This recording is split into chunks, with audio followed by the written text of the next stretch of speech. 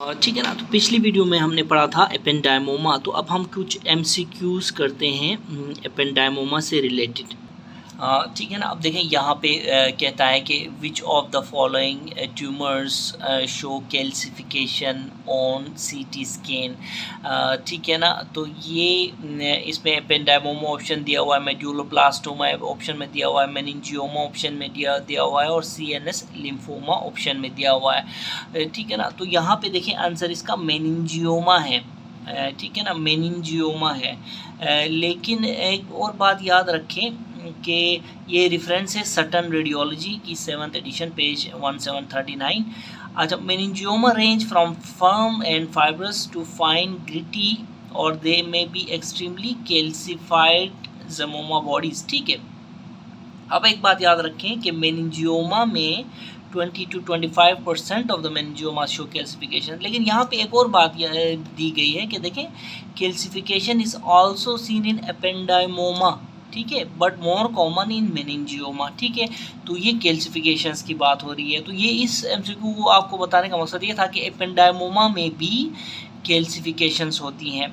Normally हमने क्या पढ़ा था, कैल्सिफिकेशंस के लिए न्यूमोनिक कम ना।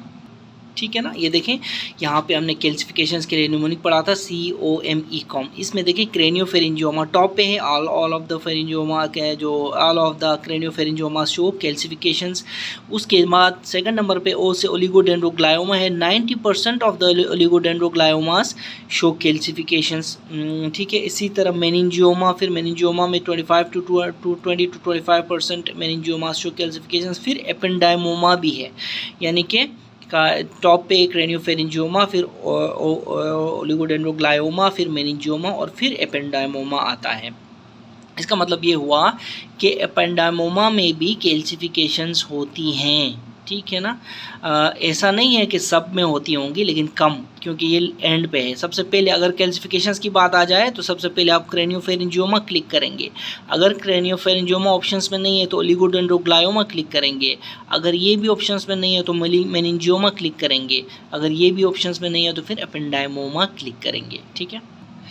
ठीक है। नेक्स्ट एमसीक्यू है एपेंडाइमोमा से रिलेटेड कि 25 years old female presents with grade 1 एपेंडाइमोमा। ठीक है, यानी कि यहाँ से ये भी शो होता है कि एपेंडाइमोमा के ग्रेड्स हैं। ठीक है ना। ग्रेड 1 एपेंडाइमोमा है उसको, उसके बाद extending from C7 to C1 with no neural defect, surgery is done.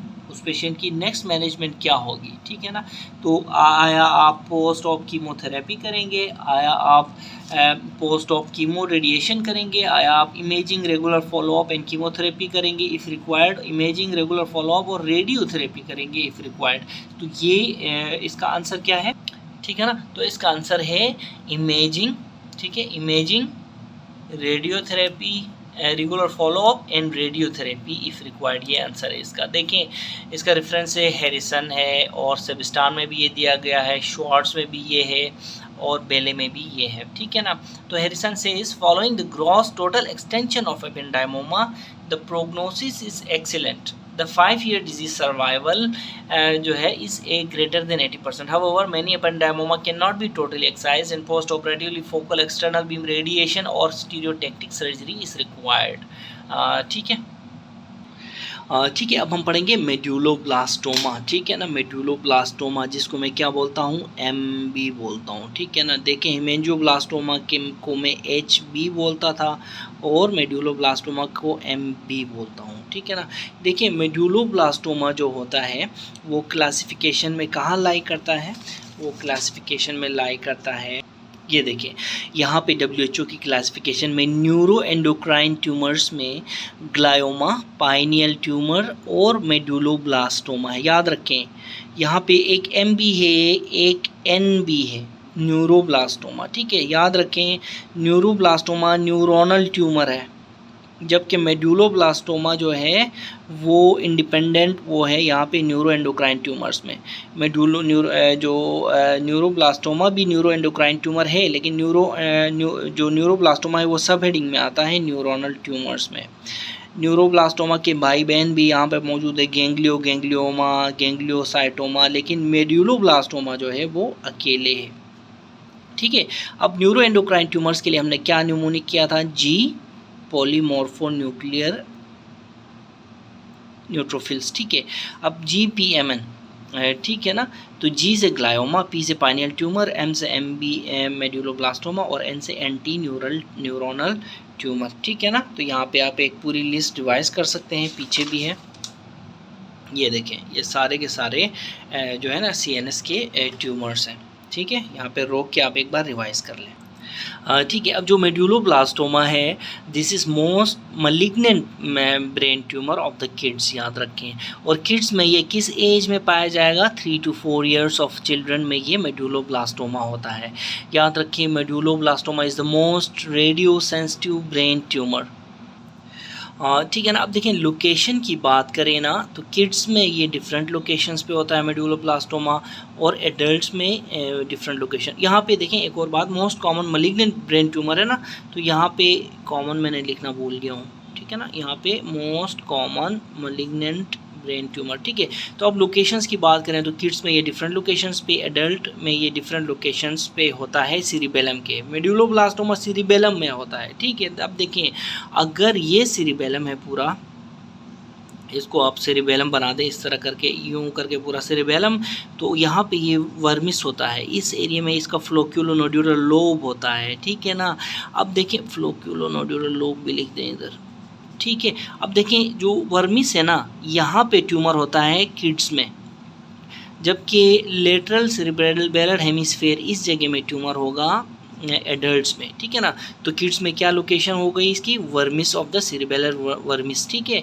इसी तरह एडल्ट्स में लेटरल सेरेब्रल हेमिस्फीयर। अब जो किड्स में जो साइंस एंड सिम्टम्स आएंगे ना, वो इनमें क्या होता है? रेज्ड इंट्राक्रैनियल प्रेशर होता है किड्स में, ठीक है ना। किड्स में रेज्ड इंट्राक्रैनियल प्रेशर। अब रेज्ड इंट्राक्रैनियल प्रेशर के साइंस एंड सिम्टम्स क्या हैं? हेडेक है, पेपिलेडिमा है, नोजिया एंड वोमिटिंग है, ठीक है। और फिर एडल्ट्स में इसकी फिर लोकेशन लेटरल सेरेब्रल हेमिस्फीयर है, और इसमें क्योंकि ये हेमिस्फीयर में होता है, सेरेब्रल हेमिस्फीयर में, तो फिर साइन एंड सिम्टम्स कौन से होंगे? एटेक्सिया होगा और डिसमीट्रिया होगा, जो कि यूनिलेटरल होगी, ठीक है, यूनिलेटरल डिसमीट्रिया, ठीक है। अब इन्वेस्टिगेशन ऑफ चॉइस क्या है? इन्वेस्टिगेशन ऑफ चॉइस MRI है, ठीक है।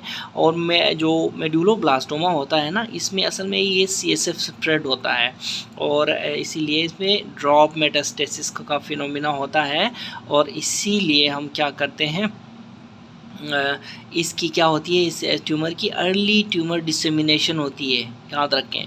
मेडुलोब्लास्टोमा की अर्ली ट्यूमर डिसेमिनेशन, और यही अर्ली ट्यूमर डिसेमिनेशन जो है मोस्ट इम्पॉर्टेंट प्रोग्नोस्टिक फैक्टर है मेडुलोब्लास्टोमा का, ठीक है ना। तो ये देखें, ये क्वेश्चन पूछा जाता है, what is the most important prognostic factor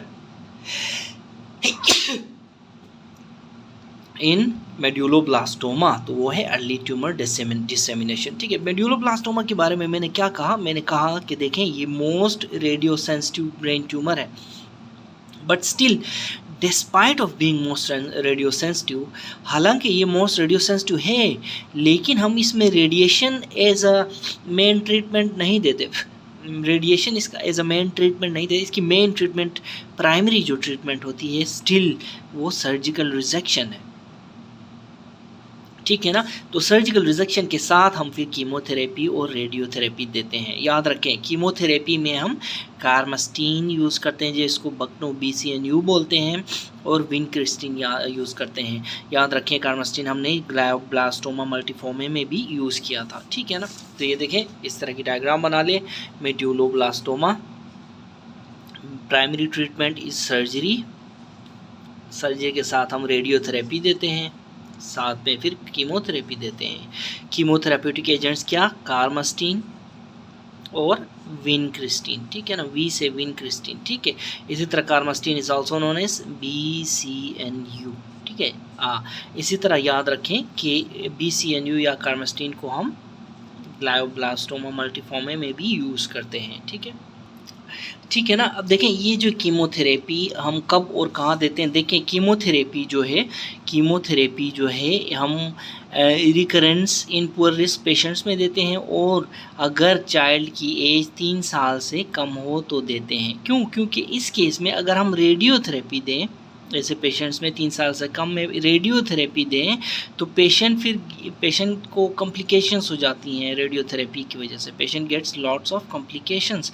इसीलिए यानी to avoid complications of radiotherapy we give chemotherapy in less than 3 years of patients. इसी तरह recurrence in poor risk patients में भी हम कीमोथेरेपी देते हैं, ठीक है। अब हम पढ़ेंगे मेनिंजियोमा, ठीक है ना। देखिए मेनिंजियोमा जो है, मैं आपको बताता हूँ मेनिंजियोमा के बारे में, ठीक है ना। तो देखिए मेनिंजियोमा जो है this is the most common primary brain tumour, याद रखें 35% ऑफ द केसेस में ये मेनिंजियोमा होता है। Second followed by glioma is 30% of the cases, यानी 100 में से 30 मरीज़ जो आते हैं ट्यूमर के उनमें 30% में ग्लायोमा होता है, 35% में मेनिंजियोमा होता है, ठीक है ना। याद रखें मेनिंजियोमा है most common intracranial IC extra axial dural based tumour है, ठीक है ना। और ये लोकेशन जो होती है मिड लाइन में, जिस जगह में सुपीरियर सजिटल साइनस होता है ना, आप साइनसेस पढ़ लें TS 220 में, तो वहाँ पे mid line along superior sagittal sinus ये ट्यूमर लोकेट होता है, ठीक है ना। अब मैं आपको बताता हूँ कि कुछ इंट्रा एक्सियल और एक्स्ट्रा एक्सियल ट्यूमर्स के बारे में, ठीक है।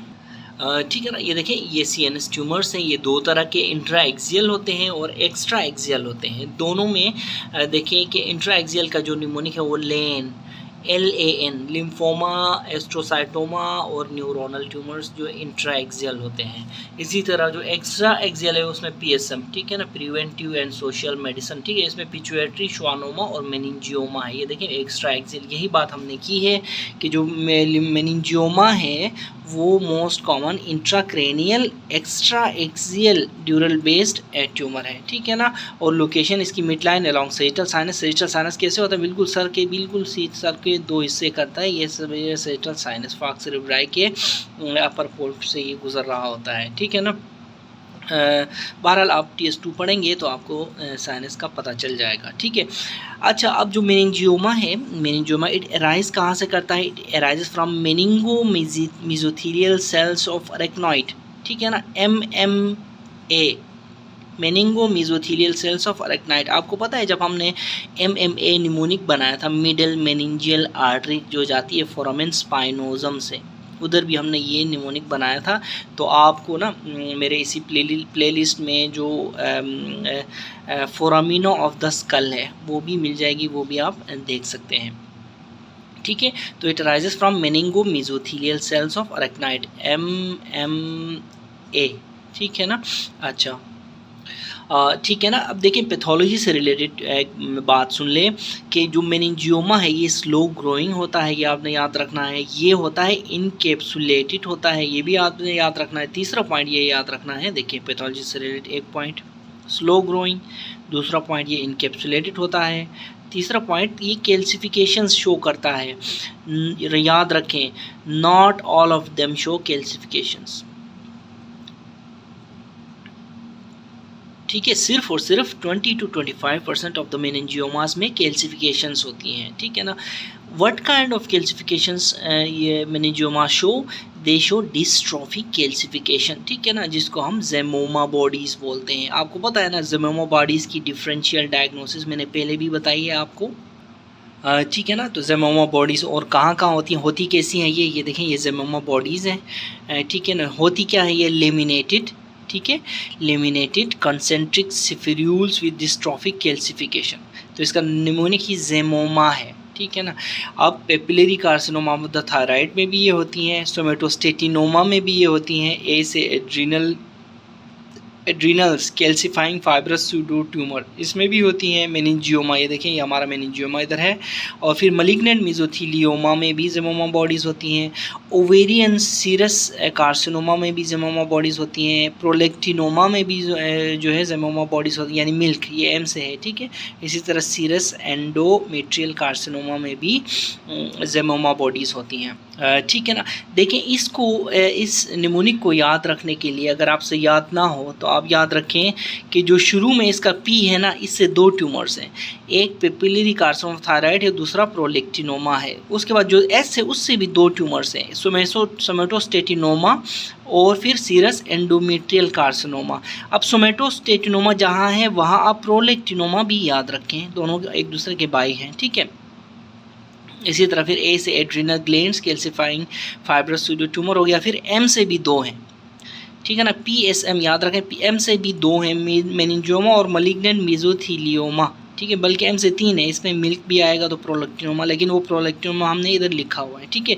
फिर ओवेरियन सीरस कार्सिनोमा भी है और फिर सीरस एंडोमेट्रियल कार्सिनोमा। तो इस तरह आपने याद रखना है कि शुरू के जो 3 है ना, शुरू के जो 1, 2 और तीसरा छोड़ के चौथा, इनमें 2 हैं, ठीक है ना। P से 2 हैं, S से 2 हैं और M से 2 हैं, तो 6 तो आपको इधर ही याद हो जाएंगे ज़मामा बॉडीज़ की निमोनिक, ठीक है, ठीक है ना। तो जो DDs हैं हमारे ज़मामा बॉडीज़ की, वो मैंने आपको बता दी, ठीक है ना। P से 2, S से 2, फिर M छोड़ के, A छोड़ के M से 2, M से बल्कि 3, ठीक है। तो इस तरह, ठीक है ना। तो ये हो गया। इसके अलावा एक और बात याद रखें, मैंने कहा ना इंट्रा एक्सियल और एक्स्ट्रा एक्सियल, ठीक है। क्या चीज़ होती है ये इंट्रा एक्सियल और एक्स्ट्रा? देखें, एक्स्ट्रा एक्सियल का मतलब ये है कि ऐसा ट्यूमर जो कि ब्रेन पेरेन्काइमा को टच नहीं कर रहा, ब्रेन पेरेन्काइमा से बाहर जो है ना, उसको हम एक्स्ट्रा एक्सियल बोलते हैं। इंट्रा एक्सियल जो ब्रेन पेरेन्काइमा के साथ होता है, ठीक है ना। इसका जो है आपको यहाँ से देख लें, ये फर्स्ट एड की बुक है, यहाँ पे लिखा हुआ है, यहाँ से पूरा मेनिंजियोमा भी आप देख लें, ठीक है। दूसरे ट्यूमर्स भी आप यहाँ से पढ़ सकते हैं, ठीक है। तो यहाँ पे देखें, करीब से मेनिंजियोमा में देखें तो इन्होंने लिखा हुआ है एक्स्ट्रा एक्सियल, यानी कि external to the brain parenchyma को हम एक्स्ट्रा एक्सियल कहते हैं। तो मेनिंजियोमा जो है वो एक एक्स्ट्रा एक्सियल ट्यूमर है, ये तो आपको यहाँ से सबूत मिल गया, ठीक है ना। अच्छा, उसके बाद देखें कि ज़मामा बॉडीज़ हो गई, तो अब देखें क्लिनिकल फीचर्स देखें मेनिंजियोमा के। मेनिंजियोमा का जो क्लिनिकल फीचर्स हैं, they are somewhat different from rest of the brain tumours. याद रखें, पहली बात, मेनिंजियोमा के clinical features are somewhat different from rest of the brain tumour, ठीक है ना। देखिए, एक और बात मैं छोड़ के चला गया हूँ, वो मैं आपको बताता चलता हूँ। एक तो हमने पैथोलॉजी में पढ़ा कि ये स्लो ग्रोइंग ट्यूमर है, दूसरा हमने पढ़ा इनकैप्सुलेटेड है, तीसरा हमने पढ़ा कैल्सिफिकेशंस होती हैं almost 20 to 25% of the brain जो मेनिंजियोमास में। इसके अलावा अगर कोई आपसे पूछे कि इसका ग्रोथ पैटर्न कैसा है, तो वो इन प्लेग ग्रोथ पैटर्न है, ठीक है। चौथी बात याद रखें, इनका इन प्लेग ग्रोथ पैटर्न होता है। इसी तरह ज़मामा बॉडीज़ की भी एक और मैं आपको निमोनिक छोटी सी बताता हूँ, ट्रिक बताता हूँ। निमोनिक तो खैर मैंने बता दिया आपको, तो इसको सिर्फ PSM याद से देखें, PSM, ठीक है ना। P से अगर आप याद रखें प्रोलेक्टिनोमा, पेपिलरी थायराइड, S से somatostatinoma plus serous cyst adeno carcinoma of the ovary, ठीक है। इसी तरह M से फिर मेनिंजियोमा प्लस मलिग्नेंट मेसोथीलियोमा। तो इधर ही 6 आपको याद हो जाए, सिर्फ PSM से ही, बाकी ज़मामा पूरा पढ़ें तो वो आपको ठीक है ना, और भी अच्छा है, ठीक है। अब देखिए क्लिनिकल फीचर्स, मैंने कहा ना कि व्हाट जो clinical features of meningioma, they are somewhat different from the rest of the brain tumours, ठीक है ना। Why? Because they are having 90% of the cases of meningioma they have motor deficit, ठीक है ना। और motor deficit manifest itself as spasticity and lower limb weakness. तो 90% of the patients में motor deficit होता है। सेंसरी डेफिसिट होता है 60% ऑफ द पेशेंट्स में, ठीक है। और ये स्पेशली कहाँ डेफिसिट होता है? पेरिनियम में, ठीक है ना, पेरिनियम में सेंसरी डेफिसिट होता है। और फिर sphincter dysfunction of the bladder भी होता है मेनिंजियोमा में। तो मैंने क्या कहा कि motor deficit in 90% of the patients. कौन सा motor deficit? Lower limb weakness और स्पैस्टिसिटी।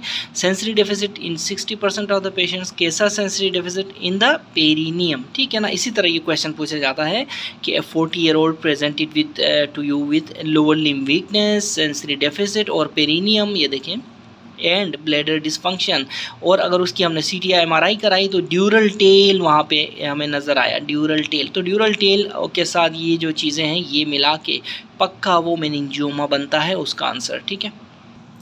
ठीक है, अब देखिए इन्वेस्टिगेशन ऑफ चॉइस क्या है मेनिंजियोमा में, ये है एमआरआई। ठीक है ना, एमआरआई में आपको क्या नज़र आएगा, देखिए एमआरआई में आपको इस तरह का गोल सा बल्ब सा नज़र आएगा, साथ में आपको ये टेल सी नज़र आएगी। इस टेल को हम क्या कहते हैं, ड्यूरल टेल साइन। ठीक है, यहाँ पे आपको हाइपर इंटेंस एक लेयन नज़र आएगा बिल्कुल, और इसको इसके साथ फिर टेल लगी हुई sir, just like axillary tail. ठीक है ना, अभी मैं आपको इसका वो बताता हूँ, जो इमेज दिखाता हूँ। ठीक है ना, इमेज देखें यहाँ से, अगर आप करीब से देखें तो ये देखें बिल्कुल वैसा ही आपको, ये देखें ये आपको ड्यूरल बेस्ड ट्यूमर नज़र आ रहा है, हाइपर इंटेंस नज़र आ रहा है, साथ में ये देखें बिल्कुल टेल टाइप चीज़ नज़र आ रही है, इसको ड्यूरल टेल बोलते हैं। तो जहाँ ड्यूरल टेल देखें आप उस पर मेनिंजियोमा पे क्लिक करना है आपने। ठीक है ना, मैंने देखें ये बहुत ही फेमस इमेज बेस्ड क्वेश्चन है, इसको आपने हमेशा याद रखना है। ठीक है, फिर रेडियोलॉजिक जो साइंस हैं उसमें आपको कैल्सिफिकेशन नज़र आएगी, लेकिन कैल्सिफिकेशंस के लिए आपको सीटी कराना पड़ेगा। इसी तरह special features of the meningioma में एक ख़ास बात है, याद रखें, वहाँ पे होती है स्कल में लोकलाइज्ड हाइपरोस्टोसिस होती है, बोनी हाइपरोस्टोसिस जिसको बोलते हैं। अगर आप स्कल पल्पेट करें ना, देखें ये ब्रेन है, स्कल को पल्पेट करें आप पेशेंट के, तो ये इस तरह की चीज़ें नज़र आएंगी, इसको हाइपरोस्टोसिस के अंदर बल्जिंग सी, इसको क्या कहते हैं, सनरेस्पिक्यूल्स बोलते हैं। तो सनरेस्पिक्यूल्स जो है these are special features of meningioma. ठीक है, याद रखें। इसके अलावा मेनिंजियोमा में रेज्ड इंट्राक्रैनियल साइन प्रेशर के सिम्टम्स भी आते हैं, signs of raised intracranial pressure. इसमें देखें आपका फोरामेन स्पाइनोजम जो है, देखिए हमने पढ़ा था ना, फोरामेन स्पाइनोजम मिडल मेनिंजियल आर्टरी उधर से गुजरती है, तो एमएमए। लेकिन दूसरा निमोनिक हमने बनाया था, किस चीज़ का बनाया था, दूसरा निमोनिक हमने बनाया था foramen meningioma arises from meningeal meningo mesothelial cells of arachnoid. तो 2 एमएमए हैं, देखें एक एमएमए यहाँ पे है, it arises from meningo mesothelial cells of arachnoid. दूसरा एमएमए जो है निमोनिक वो यहाँ पे है, देखें इसमें फोरामेन स्पाइनोजम, इसी एमएमए से आप याद रखें कि फोरामेन स्पाइनोजम जो है वो इनलार्ज होता है मेनिंजियोमा में। ठीक है ना, तो ये आपने याद रखना है, जो है रेडियोलॉजिक साइंस है। ठीक है ना, तो रेडियोलॉजिक साइंस क्या क्या हुए, वहाँ पे सीटी में कैल्सिफिकेशंस नज़र आएंगी, कैल्सिफिकेशंस 20 to 25% में। ठीक है, signs of raised intracranial pressure नज़र आएंगे, nausea vomiting, papilloedema, this and that, headache. ठीक है, इसे और फिर साथ में इनलार्ज फोरामेन स्पाइनोजम नज़र आएगा आपको, ड्यूरल टेल नज़र आएगा, बोनी हाइपरोस्टोसिस फील होगी, पैल्पेशन ऑफ द स्कैल्प पे, और जिसको हमने सनरेस्पिक्यूल्स कहे। ठीक है, तो ये सारी की सारी फाइंडिंग्स हैं जो है मेनिंजियोमा की। देखिए जो ट्रीटमेंट है ना वो मेनिंजियोमा की ऑब्वियसली सर्जिकल रिजेक्शन है। ठीक है ना, और क्योंकि याद रखें मेनिंजियोमा एक बिनाइन ट्यूमर है, meningioma is a benign tumour, याद रखना। ठीक है, और फॉर द मेनिंजियोमा रिजेक्शन एक जो नेम्ड ग्रेडिंग यूज़ की जाती है, जिसको हम सिम्पसन्स ग्रेडिंग बोलते हैं। ठीक है, ठीक है ना। अच्छा, अब देखें हमने क्या कहा था, most common suprasellar tumour in kids, हमने क्या कहा था, क्रेनियोफेरिंजियोमा है। Most common suprasellar tumour in adults हमने क्या कहा था, पिट्यूटरी एडिनोमा है। तो अब हम पिट्यूटरी एडिनोमा करने जा रहे हैं। ठीक है ना, pituitary adenoma is most common cause of hyper pituitarism is pituitary adenoma. ठीक है ना, साइड कहाँ होता है, ये एंटीरियर पिट्यूटरी में भी हो सकता है, पोस्टीरियर पिट्यूटरी में भी हो सकता है, और जो एंटीरियर पिट्यूटरी में जो पिट्यूटरी एडिनोमा है वो मोस्ट कॉमनली होता है। ठीक है ना, अच्छा ठीक है, ठीक है ना। तो पिट्यूटरी एडिनोमा जो है, देखें पिट्यूटरी एडिनोमा पढ़ने से पहले आप TS 14.4 देख लें, TS 3.13.4 और 3.13.5, ये 3 लेक्चर्स आप देख लें, पिट्यूटरी समझ आ जाएगा। जब आप पिट्यूटरी को समझेंगे ना तो फिर आपको पिट्यूटरी एडिनोमा आपके लिए बिल्कुल हलवा बन जाएगा। ठीक है ना, अब पिट्यूटरी एडिनोमा देखें। ठीक है, अब देखें पिट्यूटरी एडिनोमा जो होता है वो 2 टाइप्स का होता है, फंक्शनल पिट्यूटरी एडिनोमा जिसको हम सिक्रेटिंग एडिनोमा बोलते हैं, सिक्रेटिंग। और फिर दूसरा होता है नॉन फंक्शनल पिट्यूटरी एडिनोमा, जिसको हम नॉन सिक्रेटिंग बोलते हैं, ठीक है ना। पिट्यूटरी एडिनोमा दो टाइप्स का, सिक्रेटिंग और नॉन सिक्रेटिंग। सिक्रेटिंग को हम फंक्शनल, ठीक है, फंक्शनल और नॉन फंक्शनल, दूसरे वाले को नॉन फंक्शनल, जो कि नॉन सिक्रेटिंग होता है। अब इसको सिक्रेटिंग इसलिए कहते हैं कि इट सिक्रेट्स एक्टिव सब्सटेंसेस, ठीक है ना। अब एक्टिव सब्सटेंसेस में फिर क्या हो सकता है, फॉर एग्जांपल अगर ये सिक्रेट कर रहा है प्रोलैक्टिन, ठीक है ना, तो उसको हम प्रोलैक्टिनोमा कहेंगे, ठीक है ना। अब अगर प्रोलैक्टिन सिक्रेट होता है पेशेंट में, सिम्टम किस तरह के आएंगे, गैलेक्टोरिया होगा, एमिनोरिया का सिम्टम आएगा। इसी तरह ये सिक्रेट कर सकता है ग्रोथ हार्मोन, ठीक है ना, यानी कि ग्रोथ हार्मोन सिक्रेटिंग ट्यूमर हो सकता है। इसको हम अगर ये ग्रोथ हार्मोन ज़्यादा हो तो सिम्टम्स किस तरह के आएंगे, जाइगेंटिज्म टाइप आएंगे और एक्रोमेगेली टाइप सिम्टम्स आएंगे। देखिए नॉन फंक्शनल जो होता है ना, नॉन फंक्शनल पिट्यूटरी एडिनोमा में मास इफेक्ट होता है, क्योंकि इसमें सिक्रेटिंग सब्सटेंस कोई नहीं होता, बस मास इफेक्ट होता है और there is no active substance secreted, याद रखें। और एक और बात याद रखें कि जो फंक्शनल सिक्रेटिंग ट्यूमर है, इसकी जो प्रेजेंटेशन होती है ना, अर्ली होती है, क्योंकि कोई भी सब्सटेंस रिलीज़ हो रही है वो जाके इफेक्ट कर रही होती है बॉडी को, तो अर्ली प्रेजेंटेशन हो रही होती है।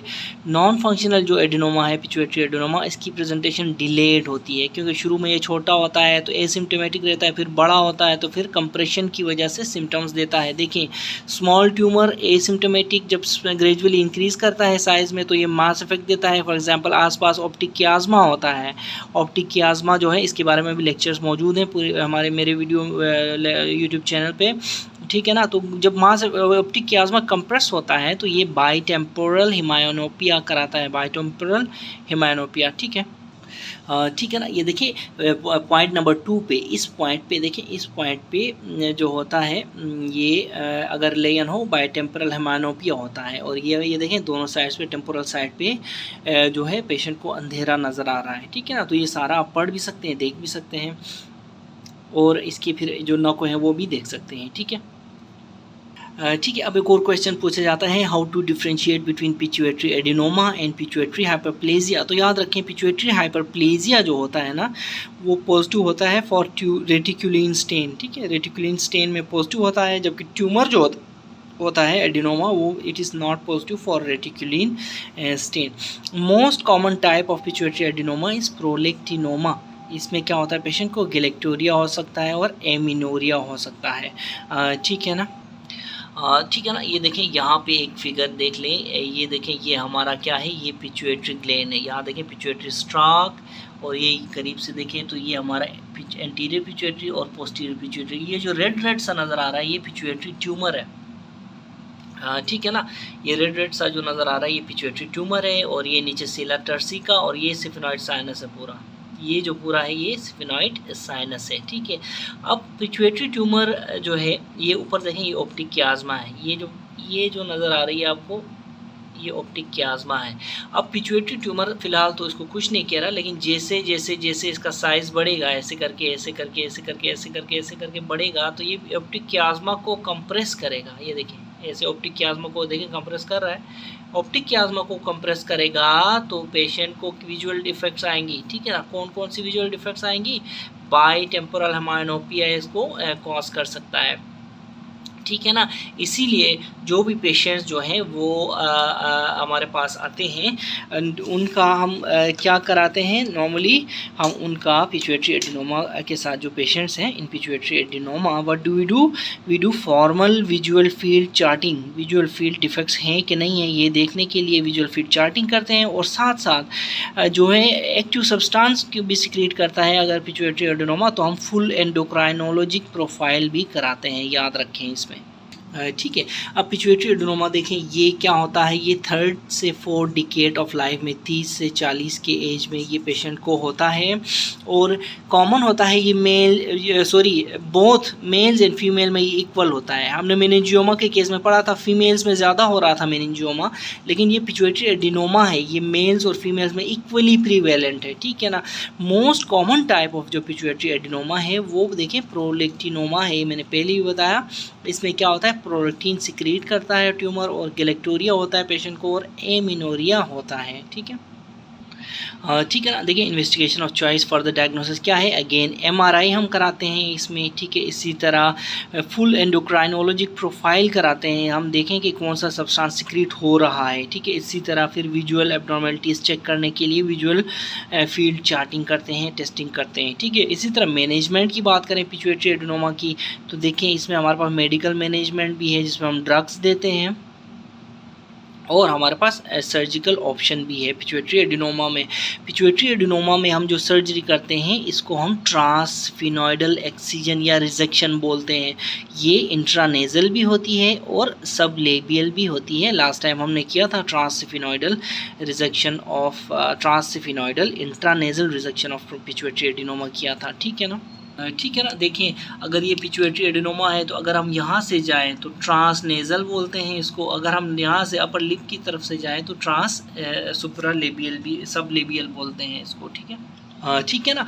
तो इसीलिए ट्रांसफिनॉइडल एक्सीजन भी दो किस्म की होती है, इंट्रानेजल और सब लेबियल, ये आपने याद रखना है। फॉर एग्जांपल अगर आपका कोई पेशेंट पूछे, आपके पास कोई दोस्त आके कहे कि ट्रांसफिनॉइडल रिजेक्शन की है, तो आप उससे पूछ सकते हैं कौन सी, इंट्रानेजल या सब लेबियल। ठीक है, ठीक है ना। अब देखें ड्रग्स, अगर देखें मैंने क्या कहा था, मैंने कहा था कि जो most common type of pituitary adenoma जो है वो प्रोलैक्टिनोमा है, जो कि मैनिफेस्ट करती है गैलेक्टोरिया और एमिनोरिया के साथ ना।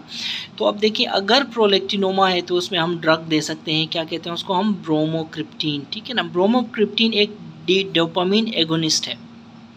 ब्रोमोक्रिप्टीन एक डोपामिन एगोनिस्ट है और ये क्या करती है, प्रोलैक्टिन सिक्रेशन को डिक्रीज़ करती है और वॉल्यूम प्रोलैक्टिनोमा को श्रिंक करती है। देखें एक सिक्रेशन को डिक्रीज़ करती है, दूसरे वॉल्यूम को डिक्रीज़ करती है, ट्यूमर के वॉल्यूम को। ठीक है ना, देखें 75% ऑफ द पेशेंट्स में वॉल्यूम कम होगा, वॉल्यूम ऑफ द ट्यूमर कम होगा। ठीक है, यानी कि ये ड्रग कितने टाइम तक देते हैं, 6 to 8 वीक्स तक हम देते हैं ब्रोमोक्रिप्टीन, और ये 100 में से 75% लोगों में ट्यूमर को श्रिंक करेगी। ठीक है ना, 75% लोगों में, ठीक है, वॉल्यूम को श्रिंक करेगी, न सिर्फ सिक्रेशन को कम करेगी प्रोलैक्टिन की, बल्कि वॉल्यूम को भी श्रिंक करेगी। ठीक है ना, वॉल्यूम को भी श्रिंक करेगी। अब अगर वो प्रोलैक्टिनोमा नहीं है, फॉर एग्जांपल वो है क्या है, growth hormone secreting tumour, GHST। ठीक है, ग्रोथ हार्मोन सिक्रेटिंग ट्यूमर है, तो जो ब्रोमोक्रिप्टीन है वो ग्रोथ हार्मोन सिक्रेटिंग ट्यूमर को सिर्फ लेस देन 20% श्रिंक करती है, यानी कोई ख़ास नहीं।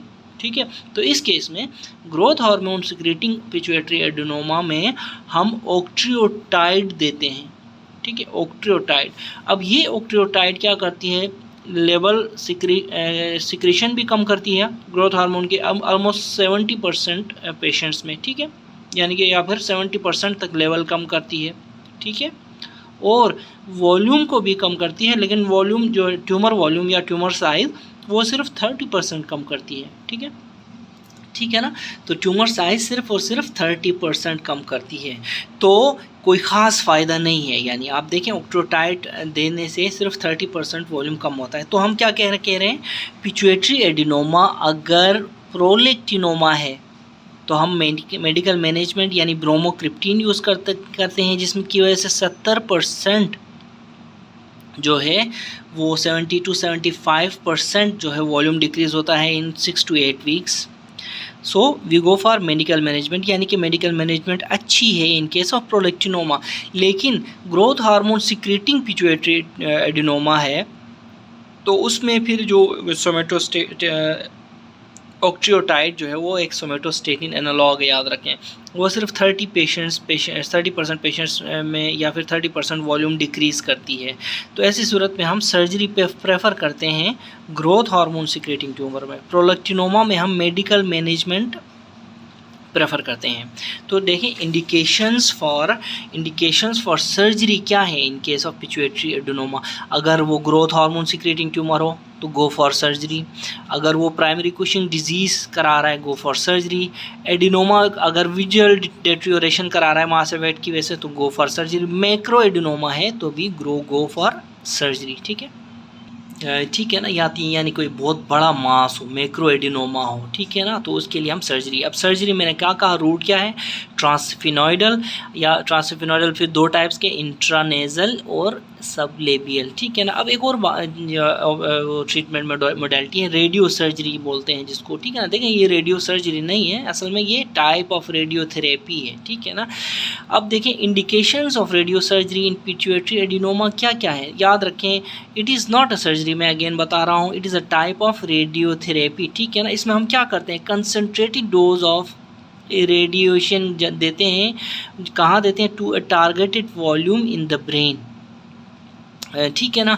तो इंडिकेशंस क्या है रेडियो सर्जरी के, अगर सर्जरी पॉसिबल ना हो किसी ऐसे पेशेंट में जिसमें सर्जरी पॉसिबल ना हो, old age this and that, अगर कोई पेशेंट विलिंग भी ना हो, इस तरह की बात, ठीक है। इसी तरह अगर tumour removal could not be done completely, यानी कि सब टोटल रिजेक्शन हुई हो ट्यूमर की, तो हम रेडियो सर्जरी करेंगे। अगर रिकरेंस हो प्राइमरी सर्जरी के बाद, अगर रिकरेंस हो तो भी हम रेडियो सर्जरी। तो ये सारी की सारी जो इंडिकेशंस हैं radio surgery in pituitary adenoma, ठीक है। अब हम नेक्स्ट पढ़ेंगे क्रेनियोफेरिंजियोमा।